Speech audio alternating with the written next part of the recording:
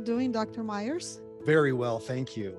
Well, good. It's such a blessing and an honor to have you on my show. I have known your work for many years. Both my daughters, they went to one is still at a high school, and they go to a Christian school, and they both did your understanding the faith and understanding the time Oh, wow. curriculum. Well, Yeah. brave girls, those are 500-page textbooks on I biblical actually worldview. just grabbed the one that from last year, from her sophomore year. I still have it.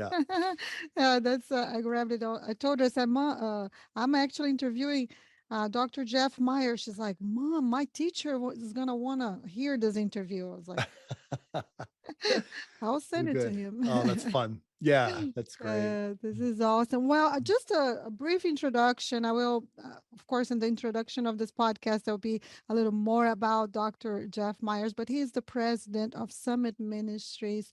That's a Colorado-based nonprofit organization, and the whole objective of the organization is to equip and support the rising generation to embrace God's truth and champion a biblical worldview. Summit reaches hundreds of thousands of Christians each year through worldview training events, books, curriculum, and other online resources. And like I said, I already knew his work from both my children, and it's like going to seminary in high school. It It really, was, oh, I have to tell you, it was like going to seminary for me. So the book you held up there, Understanding the Faith, there are three textbooks in that series. That one is focused on what is a Christian worldview and where does it come from? And why should we rely on the Bible? Why should we say the Bible has authority? What's the basis of its authority? How do we know that it's true? How do we know that what it says about God is accurate? And then I just asked well, not all of the big questions that I had, but a lot of them, like how could a good God allow pain? What about hell? Uh, isn't it intolerant to say that you know the truth? All of those kinds of things that I probably would have learned if I had gone to seminary. yeah. So writing the book and working with mentors who helped me with each chapter kind of was a seminary education for Yes. me as an author. Absolutely, and there's a ton of apologetics on this on this curriculum because I remember my oldest daughter when she was taking, and I want to say it was understanding the faith that she would come home and say, "Mom, did you know that Jesus is all over the Old Testament?" And she would come with those like aha moments of, so just we owe a great debt to you for writing this because it definitely equips this generation that's going into college if they really take it to heart and study Yeah. it and right, not just glance over, to go to college and encounter those debates, those things that come against our faith, in confidence that we do have the truth, right? The truth. Yeah. And let me tell our audience a little bit more about Summit, Dr. Myers. Well, our organization has been in existence since 1962. We're based in Manitou Springs, Colorado, which is a little hippie town right at the foot of Pikes Peak, right next to Colorado Springs. And our founder, Dr. David Noble, believed that you could help young adults better prepare to become leaders if they understood the times in which they live, that they understood them from a biblical worldview, but they also understood something about the counterfeit worldviews that they would be facing. It's one thing to feel or even have intellectual reasons for believing that your faith is true. It's another thing to go out into a society where a great number of people, the vast majority of your college professors at least, believe something entirely different and Mm-hmm. well, not faint in the face of that kind of criticism, but rather learn to see everything from a biblical worldview and recognize what those challenges are and where the weaknesses in those challenges are and how on balance a biblical Christian worldview is true. So that with that introduction, David Noble began a 2-week long program for young adults, started in 1962. These programs continue to this day. We'll have 2,000 young people who will be studying with us this summer. We bring in the top Christian thought leaders from around the United States, in theology, economics, all of the issues that young adults will be facing. And then we have lectures with them. We have question and answer times. We have small groups, one-on-one mentoring to really help young adults become equipped and feel supported in embracing God's truth and championing a biblical worldview.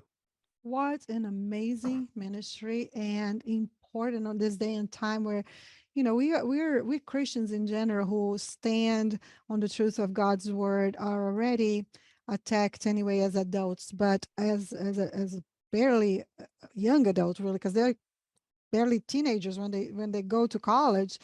The pressure, the peer pressure, the pressures of the world and the temptations make it so hard for them to be able to stand strong in what they have known. So I love it. I also was reading a little bit about you, and you and I have something in common. I came to Christ when I was 25 years old, Mhm. and I was an agnostic. So I understand how important it is for people like you and I to really understand the faith, right? To really understand the truth that God's word is truth, not just because mom and dad said so. And I love that you equip kids to go into the world with that kind of understanding and knowledge. I love that. So beautiful. Well, I appreciate your saying that. It's a distinction that's really important. A lot of people have asked me, so how does Summit get these long-term results? Because we study our graduates 1 year, 5 years, 10 years out. So we're Mm. always studying our graduates long term. And we find that their biblical Christian worldview gets really strong at Summit, and then it stays strong for Mhm. a long time to come. How's that different than other camps where you kind of develop a feeling that you feel bad about your sins, you want to be closer to Jesus, but by the next week, you're sort of back to your old habits? Yes. Well, I think the difference, Patricia, is that at Summit, we try to help students see the world differently. C.S. Lewis said, I believe that the sun is risen, not only because I see it, but because by it I see everything else.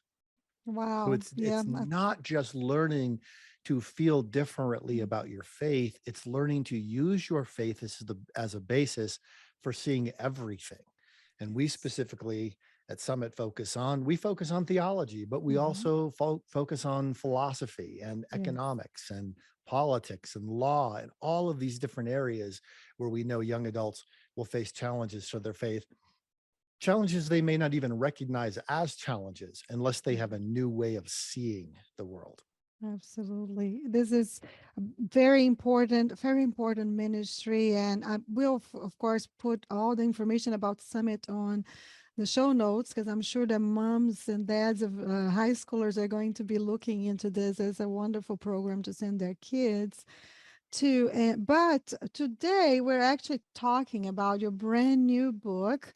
And I have a copy here. Truth Changes Everything, which you have been kind enough to give a copy of it to someone in my audience. So, y'all, you're listening to this, you share this interview, and you can enter a drawing to get a copy of this incredible book, Truth Changes Everything. The story behind the book is fascinating. So, first of all, I understand that you were battling with cancer, really a really bad situation, grim future by what the doctor said. First of all, I want to know how you're doing. I'm feeling really well, thank you. And I've been now 13 months in remission from cancer. In the Wow. in the visits that I have with the doctor, we're we're seeing really good results. But Praise whether we God. continue to see good results or not is not as important as the fact that I live differently. Every day is a gift. Absolutely. It And changes everything. oh, and it changes what I think is most important. Mhm. Patricia, when I'd been diagnosed with cancer and I had this contract to write a book. Well, if you aren't sure you're going to live, you begin asking questions like, well, what's the most important thing to say? Mhm. If this is the last conversation I ever get to have with this person, what would I say? If this is the last letter they'll ever get from me, what should I say? If this is Mhm. the last book I ever get to write, is this really the one I want to write? And Yes. my wife Stephanie and I prayed about this. We talked with our team about it quite a bit and realized, nope, this is the one. That this is the hill worth dying on. Mhm. Either there is truth, capital T, and we will recognize it and respond to it, or we'll lose everything that our civilization has given us that represents progress and flourishing and blessing to the nations. Absolutely. And that is really the question that generated the beginning of this book, right? Or the idea of this book is, you said, and you say here, I'm going to put my glasses because I also need them. you you say this, what might a person write? Just what you just said. If they knew, it might be the last thing they could say to decide of attorney. And you said truth changes everything is my answer to that question.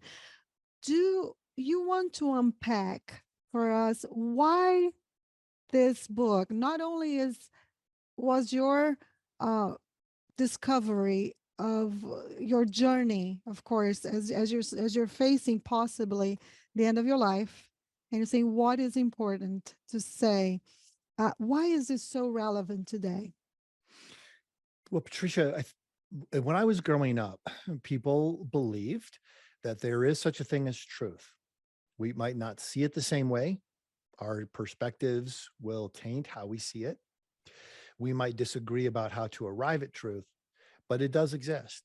And when people would criticize, even say a biblical worldview, they would say a biblical worldview is untrue. It's, in other words, it doesn't conform to the facts of the known world. Mhm. But since that time, within the last 30 years, there's been a dramatic shift in the world of academia that has now made its way into the popular culture. And that new way of thinking says it's not about seeking the truth, it's about speaking your truth, that each person determines what is true for themselves. That view has now become the majority view. So the young adults we work with, they have now gotten to the place where the majority of them, a strong majority of them, believe that truth is up to each person to decide, that there's no truth that is out there to be discovered. And this is not just them saying, speak your truth, bro. Like, Yeah, in other right. words, just give your opinion and, have some boldness about it. That's not what this is. What this is a rethinking of whether or not reality exists objectively, exists independently of us in a way that it can be perceived by anyone, anywhere, at any time in an accurate way if they have the tools for seeing it accurately and if they're not deceiving themselves. So I know that was a mouthful, but it's a philosophical sea change. It's something that if we don't grapple with it, we will find that every person ends up isolated in their own little fantasy world, unable to relate to the other people and even unable to develop mental health. I mean, M. Scott Peck, who wrote the book The Road Less Traveled in the Mhm. 1970s, significant uh, work in the field of psychiatry. And I agreed with some of the things he said, disagreed with some of the things he said. But this point has always stuck with me. Road to mental health involves grappling with reality at all costs. Hmm. In other words, if you believe you have your own reality, that's the very definition of mental illness. Yes, And now absolutely. people in the academic world have said, no, well, that's it. Like we got to change that because we all have our own reality. Hmm. None of us lives in the same world as anyone else. And now this is even being applied to science and to history, Hmm. so that there isn't even anything outside of us that we can know to be true. Absolutely. And I think that the realities and the statistics of mental illness this day in time speaks to that truth, right? To the fact that people are grasping to about just about anything that's relative to whatever they are in life, their own desires, their own uh, needs, whatever they call, and instead of establishing that there is truth and the truth has a name. And that is really the heart of this book, is to Yeah. empower people to understand that the truth has a name, and his name is Jesus. I love what you've done. You have actually used um, throughout the book important Christian figures in the field of science, philosophy, history, to show how they, with their faith, changed the world. Can you tell us a little bit more about that? Well, it was an approach I decided to take in grappling with, well, how do you get people to recognize truth if everybody believes that they have their own truth? Mhm. Well, there are a couple of ways to do it. I could refute all of the arguments about relativism, which good philosophers would do. I could I could write a book reaffirming all of the arguments for truth and construct all of the mental processes and logical syllogisms and so forth that demonstrate this. But I thought, you know, truth truth is known in its doing. Mhm. It's not just what we know, it's how we live. Mhm. So did this idea that emerged with the life, death, and resurrection of Christ, that Jesus is the truth, did that actually change things? Because it's a startling claim. Yes. The Greeks would agree with you that you could develop logical propositions that would demonstrate the truth.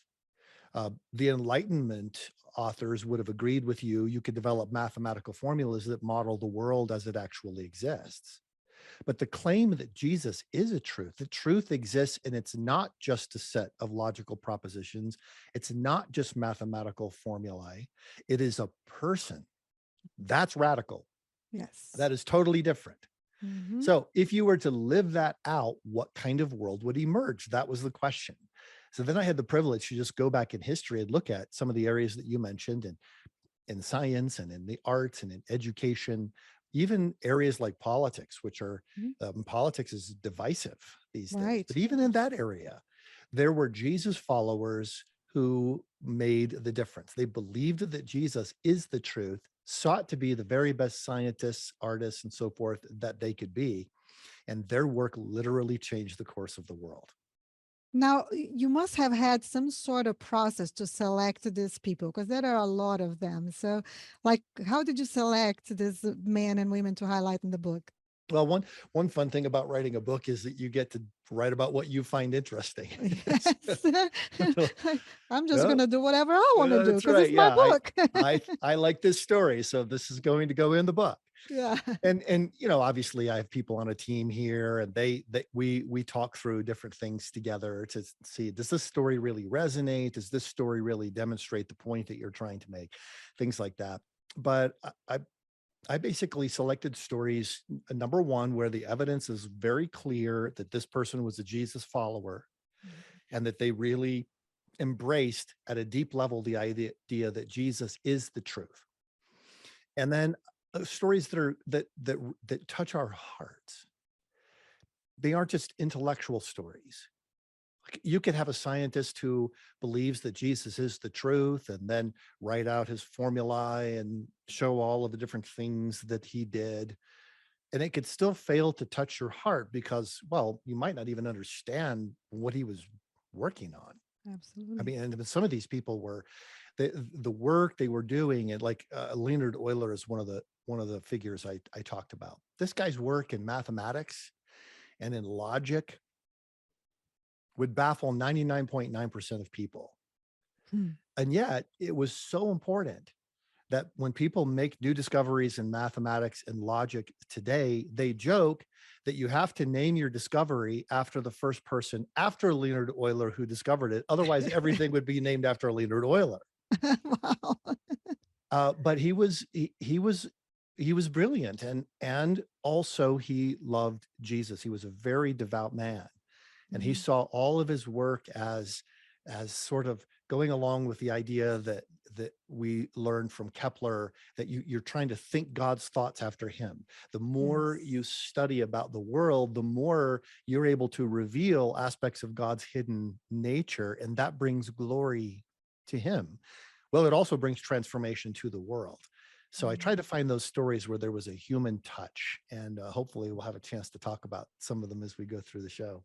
Yes, I love that. Well, I love the example that you gave about the the mathematician that what a incredible field, right? To tie to truth and to tie to just understanding Jesus and understanding how he relates in the world, and mathematics is all over the universe. We know that. So I'm sure that there's a lot of that too.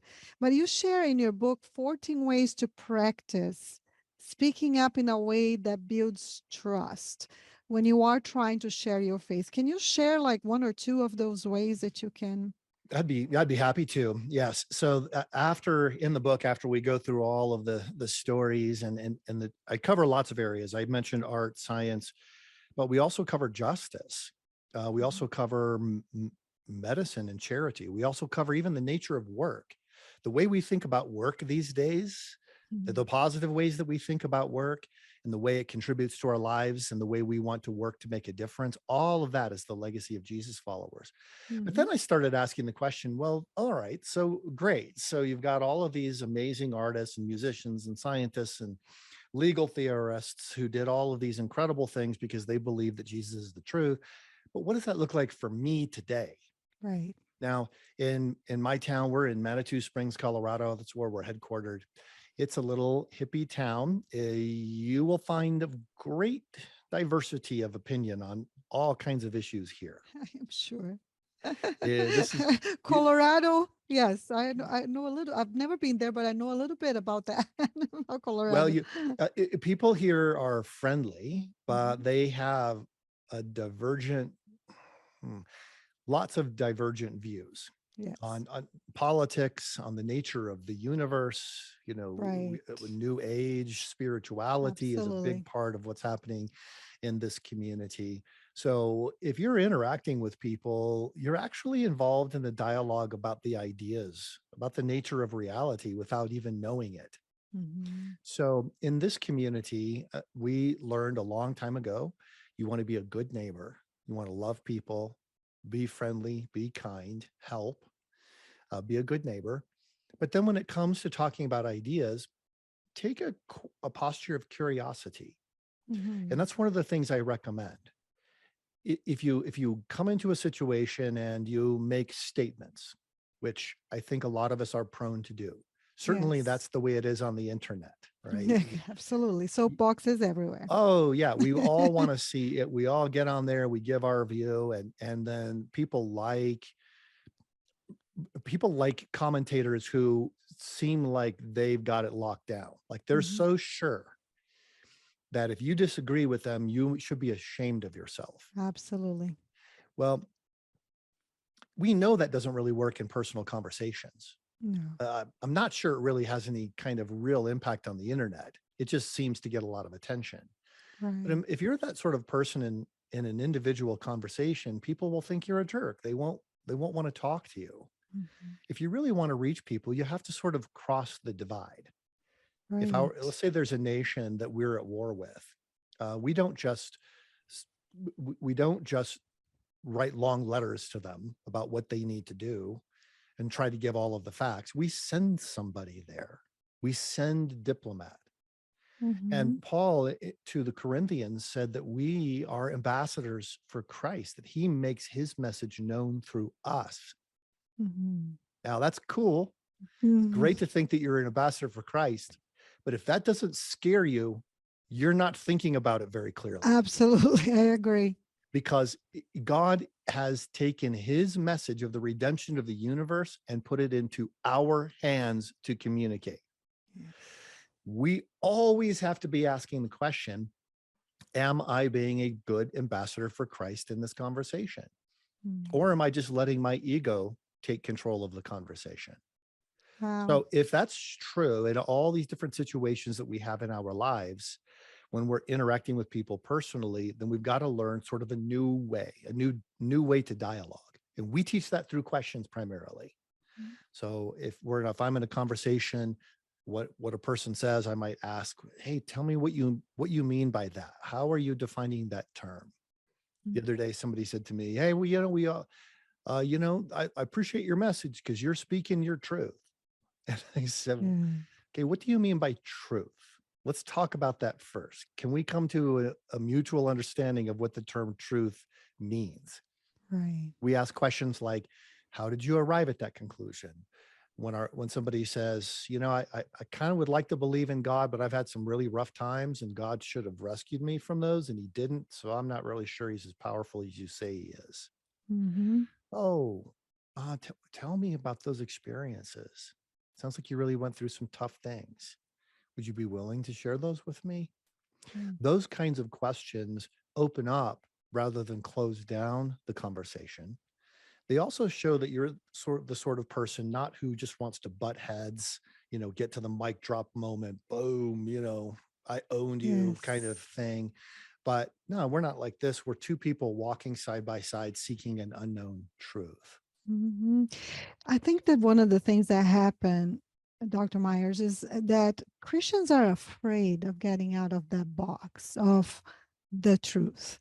I don't know if you agree with me, but maybe the church hasn't even equipped us well enough to be able to welcome different opinions, different points of view of life, and in love, and Mm. yet start the conversation. Jesus did that, right? Jesus didn't just go to anywhere and just started right away with truth. He's all about making the relationship. It's just the approach, the show that he cares, and that's what you're talking about. Don't you agree that the church does not equip us well enough through our Bible studies or what have you to have that kind of approach in this world? Yeah, I think all the raw material is there, but sometimes it's not fit together Hmm. properly. So you have some churches that really talk about the truth. Boy, they hit it hard. Then you have other churches that say, well, we're never really going to get people's attention to talk about the truth unless we first of all relate to them. So let's downplay the truth and focus on the relationship. Hmm. A biblical view is that those two things are integrated at all times and in every way. So I try to have people picture a DNA double helix. You've got two strands, truth and relationship, and they twist together and they connect through nucleotides. And that's how they reproduce. So, truth and relationship are the two strands in the DNA of influence. If you speak truth without relationship, you come across as arrogant. If you are relational but refuse to speak the truth, you come across as apathetic. Hmm. But when you take truth and relationship and put them together, things really begin to change. So if you ask people who work at Summit Ministries, what's your job? They'll tell you what their job title is, but they will also say to you, the core of my job is to connect truth and relationship for people every day. Wow. Yeah, it's a challenge, but it's the only way that you're really heard, and especially this day and time, where, as you said, there are so many narratives out there, right? That there's so much of relativism in truth, like it's my truth, and you talk about that in your book, truth with a capital T, and the little truth. Do you want to talk a little bit more about how you expand that on the book? Sure. Capital T truth, it refers to truth that exists and can be known to exist. It's the kind of truth Jesus talked about in John 8:32. And he said, if you follow my teachings, you will know the truth, and the truth will set you free. The word truth there, the word in Greek is aletheia. It means reality. So Jesus wasn't just saying, if you follow my teachings, you're going to know your truth. No, if you follow my teachings, you're going to know reality as it actually exists, which Hmm. is something that everybody's sort of wanted through time unless they've deluded themselves. The Yes. only people who don't really want to know reality are people who are suffering from some kind of an addiction.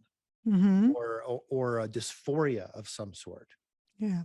Yeah. Um, you know, you have people who very sadly, for example, would be maybe be suffering from anorexia Mm-hmm. or bulimia.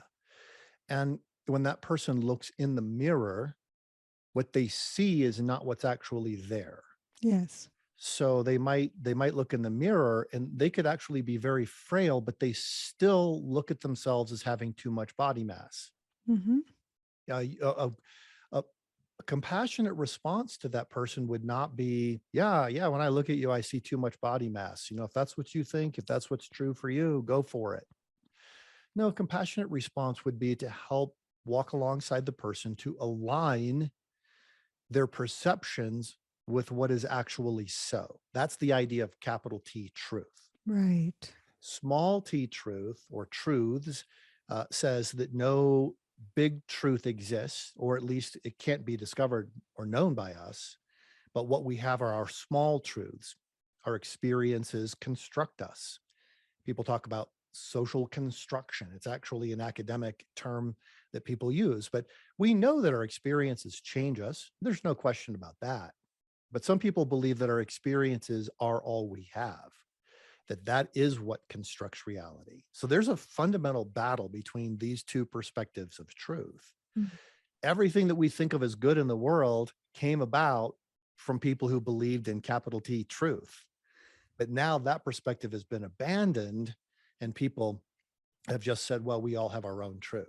And as I mentioned earlier, no civilization has ever survived unless people abandoned that silly perspective and regained their capacity to discover truth, even if it led them to conclusions that they didn't want to arrive at.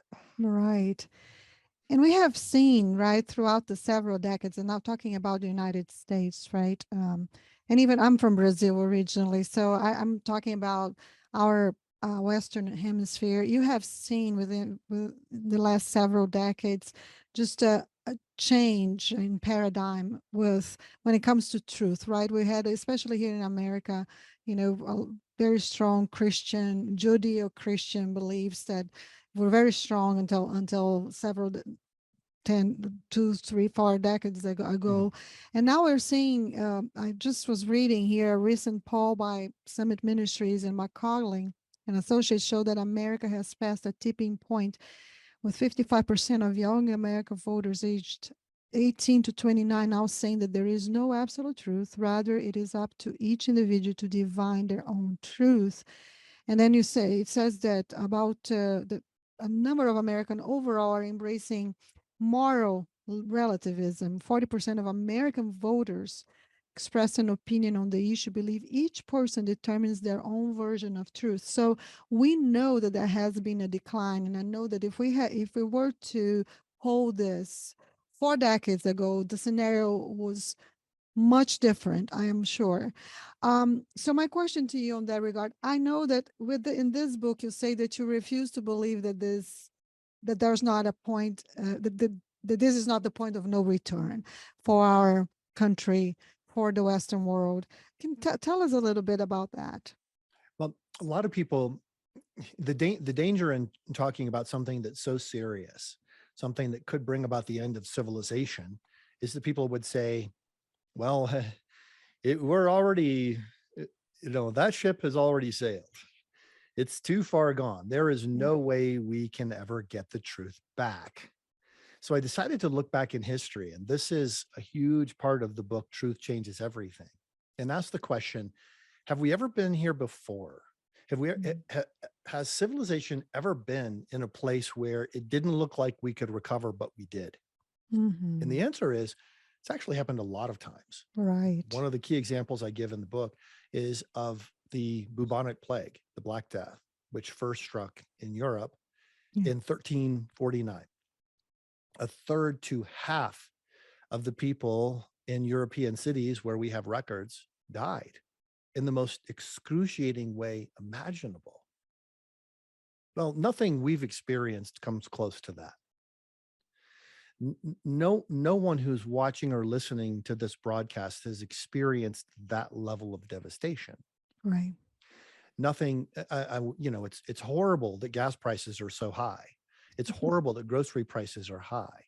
It's horrible that, life seems so diminished in the eyes of many people. But we're not in the worst place that we've ever been. We have a chance uh, to recover, to fight back. But here's what happened in the 1300s that I thought was so fascinating. And when I first realized this, I thought, okay, is this really true? Because this is so incredible, but it just seemed like, oh man, I just know this can't really be the case. But it turned out with every study, and I examined this for a long time in economics, in the arts, in science, and all of these things, the mid 1300s was a tipping point in Mhm. the right direction rather than in the wrong one. Now, how could that possibly be? A third to a half of the people die, and then things really turn around for all of civilization, affecting the whole rest of the world. Mm. What happened is this: people, instead of walking away from God, which you might expect, hey, God, if you're going to let half of our neighbors die in excruciating death, forget you. And we don't need Yes. you. You abandon us. We're going to abandon you. That isn't what happened. What happened instead is that people saw a suffering Christ, that Jesus is not up there watching us suffer. He's right here suffering with us. Mhm. Now, a lot of people say, okay, but how do you know that would actually happen? Happen? Well, a lot of people wrote about this. So you have examples. For example, Catherine of Siena. She Mhm. was one who ran toward the plague victims rather than away from them. And people told her, Catherine, you need to get out. All the smart people are getting out. Everybody owes money. We're getting out. We're Yeah. leaving. Just let those people die.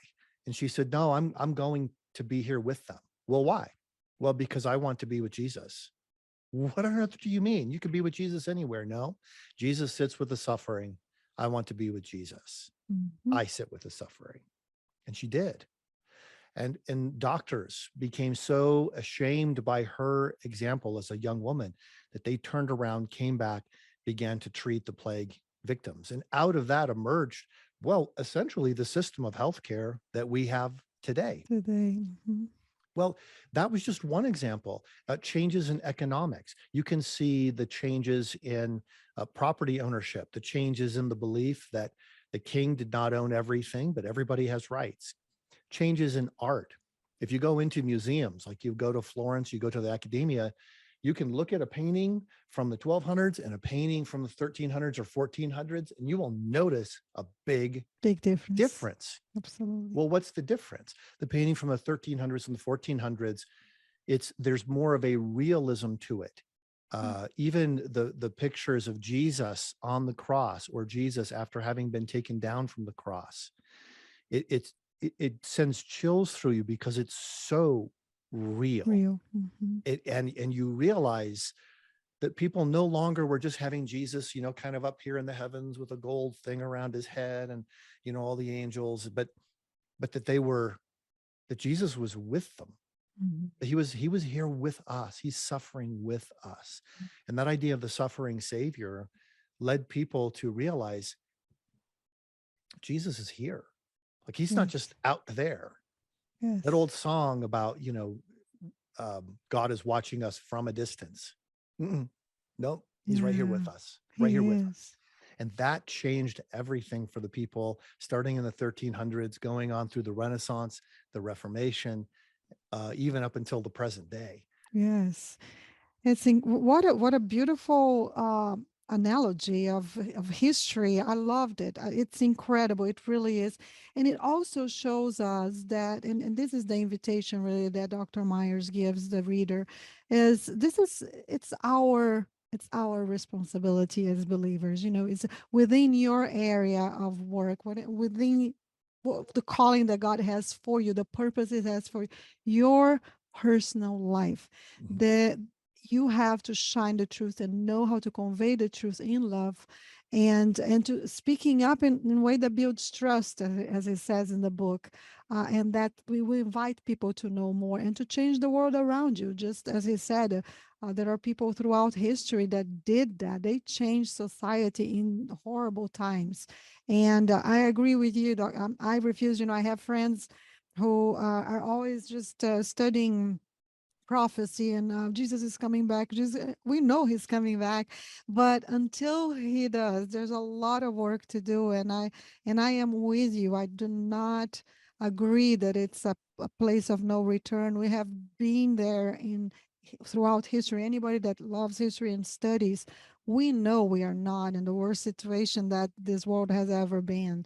And yes, more. I mean, seriously, morals, for instance. Look at the Roman Empire. Look at what the society was when the Roman Empire was it. It was, we know that that is it's what we're seeing today. So Mhm. in a lot of ways. So we've been there before.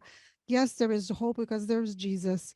And until the time the trumpet sounds, our work is to speak truth and in a way that people will want to hear. And you teach us throughout this book not only that there is a truth with capital T that should dismiss all little truths when and you convey it with your life first and then with your words, but also that these truths can change the world again, can Yeah. change society again, and turn around these statistics that are pretty bad, as we look at today. And I've been interviewing a lot of people. One of the people that I interviewed this year was a Christian psychologist, and he was talking about the horrible statistics of suicide among men and young men and teenagers. And it's a very sad situation. But again, it's a lot as a response of this lack of truth with capital T in our society. I love the way that the God inspired you to write this book, Dr. Myers, for such a time as this. I know, and and I love it that it was written in your heart first at a time when you were contemplating the possibility of the end of your life. And I'm so grateful that He chose to keep you here and continue to minister to the world. And I know that the best is yet to come. You have much more to offer us. So I'm very Mm. grateful that you are well. And my prayers that you continue to shine your strong light for the Lord through Summit and your writing. So such a Well, thank you. pleasure to interview you. Thank you, Patricia. And I hope that the people who are watching or listening to the show will get excited about getting the book. Take a look at it. We talked to one person the other day. She said, I just read a paragraph or two every day, but I'm making my Yes. way through the book. Others Yes. have said, oh, no, we got a bunch of copies and we have a book group and we're talking Yes. about it. And some of us agree with you and some of us don't. That's perfectly fine. It's It's the wonderful. whole goal is to start the discussion about how Yes. we move toward truth. And that's been a lot of fun. Every chapter, by the way, has a section at the end. What do we do now? So there's Mm-hmm. specific things that you can talk about with your Right. family and with your friends to apply the things that are in the book. But Yes, but that's what I wanted to say about this book. First of all, it's very meaty, so there's no fluff in here, but at the same time, very easy to understand. And then at the end, very practical as well. Like I said, at the end of every chapter, there's just like things that you can take. It's a great book for a book club for sure, and for Bible study. So, and I will be leaving all this information on where you can find this book and find out more about Summit and Dr. Myers on my show notes. And I'll also be writing a column for the Atlanta Journal Constitution that's going to be linked to this show notes that you can read a little bit more, and all the links to everything that you need to know about Dr. Myers and the books are going to be there. I'm very, very happy to share it. thank you, Patricia. I really enjoyed the conversation. It's fun to talk with a fellow book nerd. I know, I know. Oh, I you can see my books there. can I see am, a, I I can am a see your book. library there. You Yes. have the ladder. I covet the ladder, I have to say. Oh But no, isn't it's that the fun. coolest thing? I when I was pregnant with our oldest daughter, I worked for my church, and the pastor that I worked for, he had that exact bookcase, Mhm. and I told him, "Where did you get it?" And I went there and I got it too. I don't think they make them anymore, but I actually have gone up that ladder a couple of times. Well, I love it. Well, you can kind of tell my books are, mine are not nearly as organized as yours. They're just sort of, it's like an explosion in a book factory. And actually, this is one of two rooms that are my office, Oh, and the other wow. one also is full of books. Yes. So Well, I you're only seeing what the camera is showing. You're not seeing what's on my left and on my right. oh So let's say that yeah, well, okay. and my desk as well. I have like a pile of books to review and Yeah, things. So yes, I yeah. love it. This is Oh, wonderful. that's fun. Well, I really enjoyed the conversation. Thank Well, you for I coming. did too. It was a pleasure to meet you. And I want to thank you also for the influence that you have had in my children's. This is Mhm. personal now. In my children's understanding of a biblical worldview. This is, I I can't Mm, recommend it enough. If you have children and this is an incredible book. mm. Maybe they are in uh, public schools. This would be a great book to maybe have a little one-on-one with your kid, understanding the faith and understanding the times. And what is the third one? Understanding the culture. The culture. Yeah. That's right. But Yes. if your young adults are 16 to 22, come to summit.org Yeah. and pray about joining us this summer. These Hmm. 2 weeks change people's lives. They changed mine, and I see thousands and thousands of lives changed every year.